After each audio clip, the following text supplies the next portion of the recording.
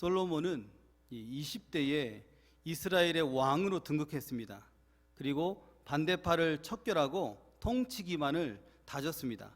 그 결과 이스라엘의 이 국제적 위상이 높아졌습니다. 이로 인해서 솔로몬은 당시 고대 근동의 최강국 중 하나였던 이집트 애굽의 공주와 혼인하게 되었습니다. 이런 결혼을 우리는 정략 결혼이라고 하죠.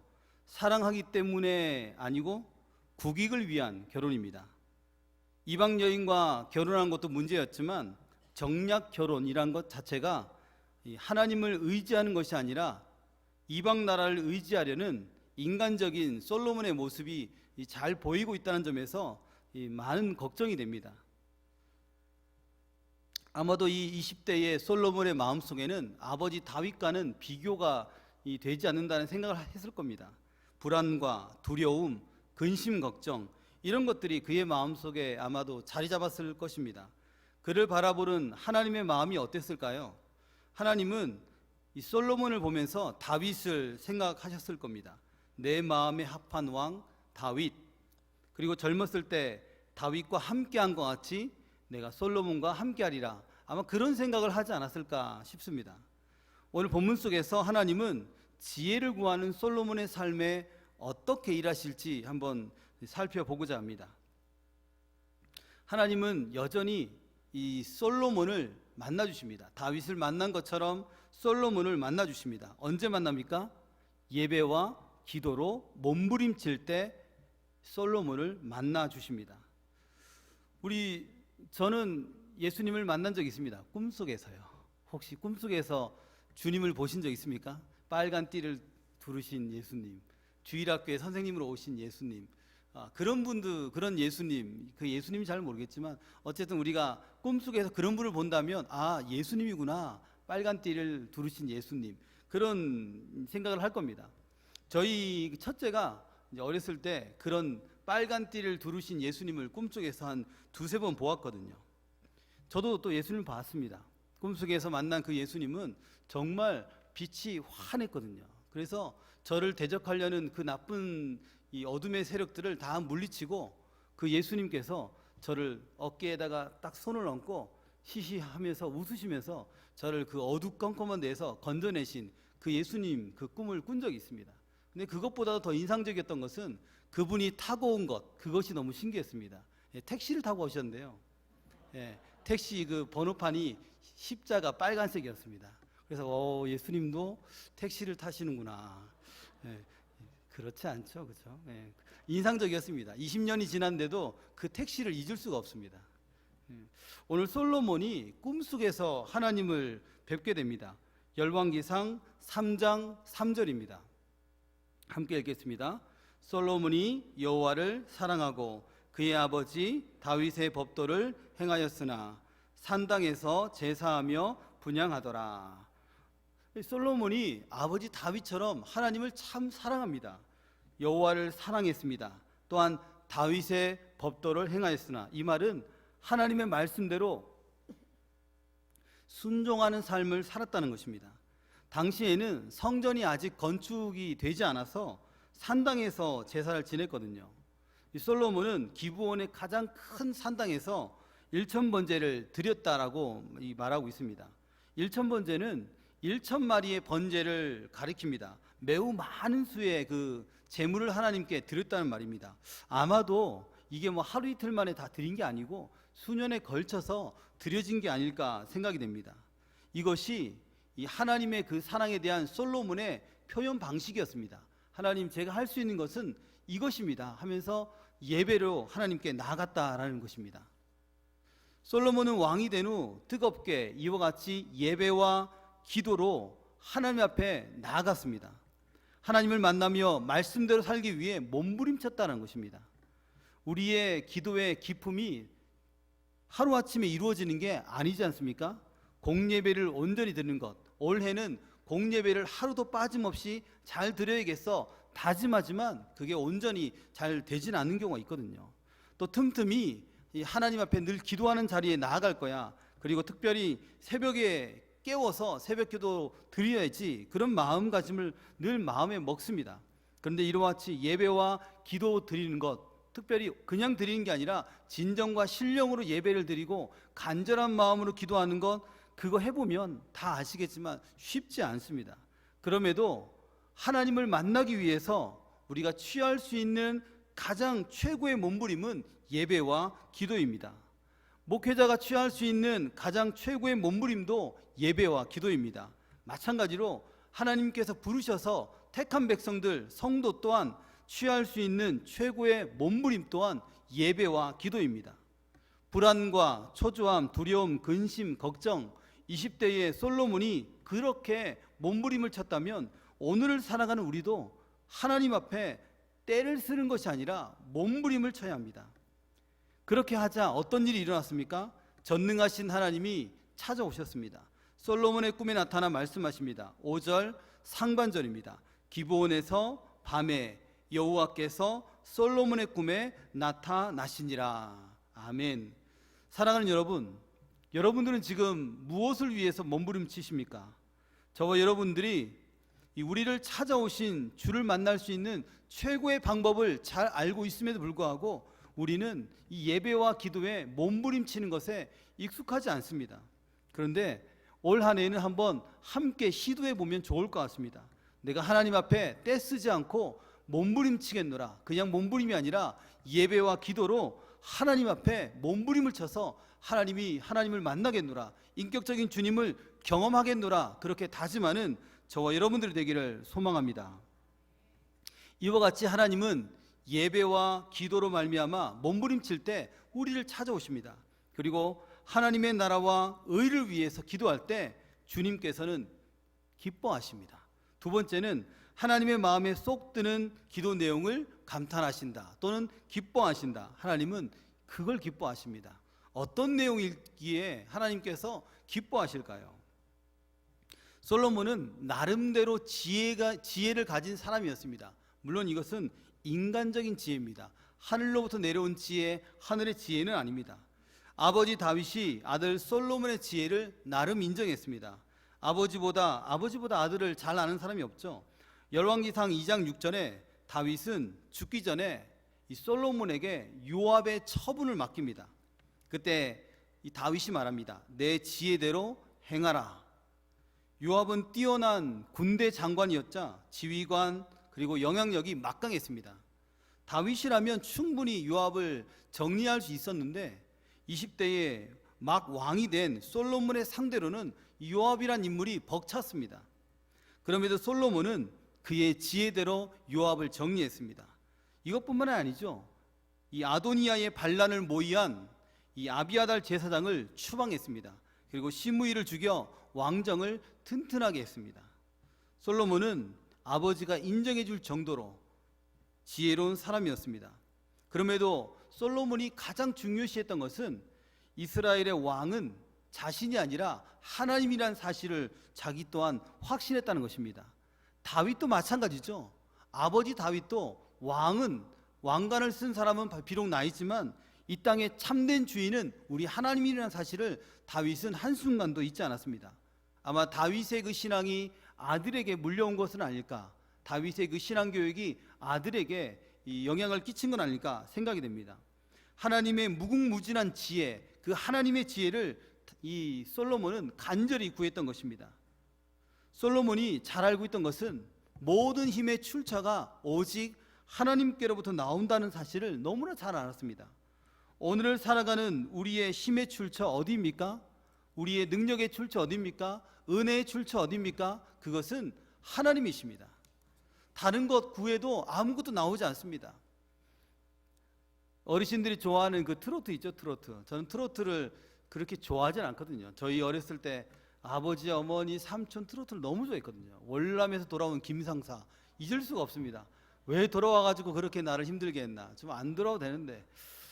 그래서 요즘 여전히 지금 트로트도 별로 좋아하지 않는데 한 번씩 보면 어르신들이 트로트를 너무 좋아해요. 권사님도 좋아하고 목사님도 좋아하고 다 좋아하시더라고요.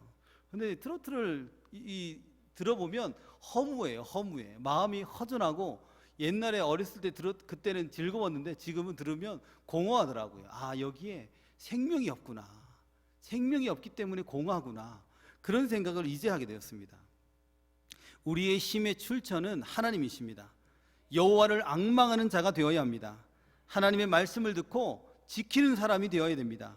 그리고 또한 먼저 그의 나라와 그의 의를 구해야 합니다. 내 힘의 출처가 철저하게 하나님이라는 사실을 인정해야 됩니다. 그러면 하나님께서는 모든 것을 다 주십니다. 우리가 잘 알고 있는 사사 삼손이 있죠. 삼손은 힘이 매우 센 사사였습니다. 이 삼손을 눈의 가시처럼 생각했던 이 블레셋 사람들은 삼손의 여자친구를 돈으로 매수해서 삼손의 거대한 힘의 원천을 찾아내려고 애를 썼습니다. 그리고는 삼손의 여자친구 그 들릴라는 삼손의 힘이 머리카락에서 나온다는 사실을 알게 되었습니다. 그로 말미암아 삼손은 지금껏 갖고 있던 모든 초인적인 그 힘을 상실하게 되었습니다. 블레셋 사람들은 삼손의 힘이 원천이 하나님이란 것을 몰랐습니다. 삼손이 머리카락이 조금씩 자라고, 그리고 삼손이 마지막으로 하나님께 간구합니다. 주 여호와여, 나를 기억하소서. 하나님이시여, 나에게 단 한 번만 더 힘을 주셔서 나의 두 눈을 뽑은 저 블레셋 사람들에게 단번에 원수를 갚게 해 주소서. 그리고는 기둥을 붙잡고 마지막으로 힘을 짜내어 마지막으로 또 다시 기도합니다. 블레셋 사람들과 함께 죽게 하소서. 그렇게 마치 이 힘을 다해서 기도했더니 마치 큰 지진이 난 것처럼 신전이 무너지면서 신전 안에 모든 사람들이 깔려 죽게 되었습니다. 블레셋 사람들이 삼손의 힘의 원천이 머리카락이 아니고 하나님이란 것을 알았다면 그들은 그렇게 죽지 않았을 것입니다. 삼손이 힘의 원천이신 하나님께 집중했다면 이 삼손 또한 그렇게 죽지 않았을 것입니다. 솔로몬은 하나님의 힘의 원천이심을 확실하게 믿었습니다. 아버지가 그렇게 살아온 것을 보았고 자기 또한 그렇게 살겠노라고 결단했을 것입니다. 하나님은 힘의 원천이신 그 하나님이 찾아오셔서 말씀하십니다. 솔로몬아, 내가 무엇을 줄까? 그러자 솔로몬이 즉시로 대답합니다. 왕상 3장 9절입니다. 누가 주의 이 많은 백성을 재판할 수 있사오리이까? 듣는 마음을 종에게 주사 주의 백성을 재판하여 선악을 분별하게 하옵소서. 아멘. 듣는 마음을 달라고 간절히 요청합니다. 백성의 송사를 듣고 분별하는 지혜를 말하고 있습니다. 많은 백성들을 재판할 때 억울함이 없어야 되죠. 그래서 재판관들은 특별히 분별력이 더 필요합니다.